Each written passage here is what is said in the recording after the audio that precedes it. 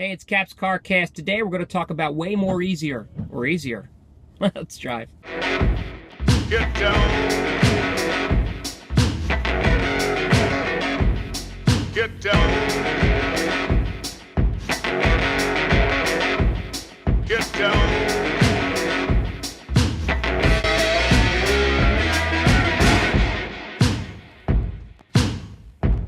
I knew a guy who worked for a large services firm. They were pretty big, a couple $1 billion in billings globally, and he was mid to upper level management, and he would grow frustrated every year when the plan came out, and he participated in the plan as well, but inevitably the plan wasn't much of a plan at all. It was merely an edict that you're going to grow the business 20%.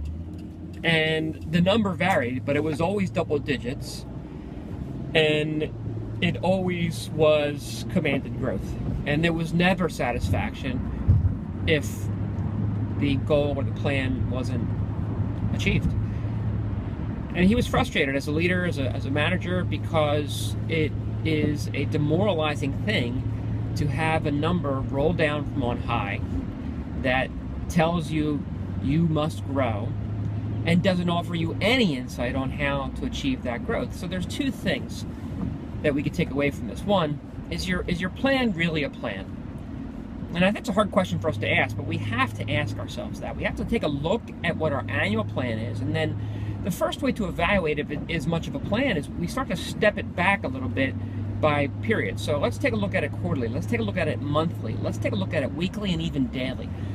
If it's a true, honest-to-goodness plan, then there's actionable things that every employee can do to advance the objective and the spirit of that plan that'll result in measurable performance. If it's not, then as soon as you take one step back, it's not going to look like any kind of insight or direction. So that's the first thing. But then employees, as individuals, what can we do? Well, we certainly have a choice. Yesterday I read a great blog post from Seth Godin. I'll throw it up over here, where he talks about, hey, we could choose to enter our workday with contempt or enthusiasm. So go ahead and take a look at that. But even with a bad plan, we have a choice in how we're going to respond.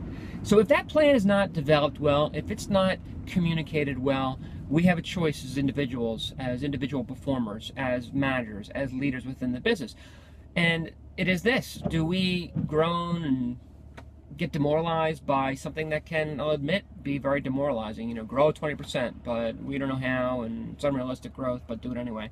Or can we formulate our own action plan to try to do our part to achieve that poorly conceived plan? So I think it's the latter. We want to choose to do our part. So those are two takeaways. One, if you're higher up in the organization, if you're a leader, if you're running a business, take a good hard look at how you're building strategy and turning that strategy into an actionable plan. And then, is it easily communicated to every single employee across the business? That's your job as a leader.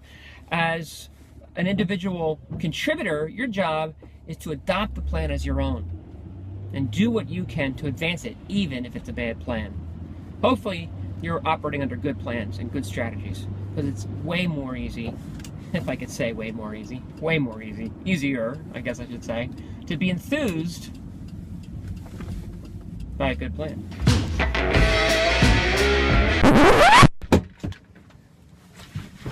Hey, one last thing. Hopefully you're enjoying these. If you are, why not consider subscribing to Cap's CarCast?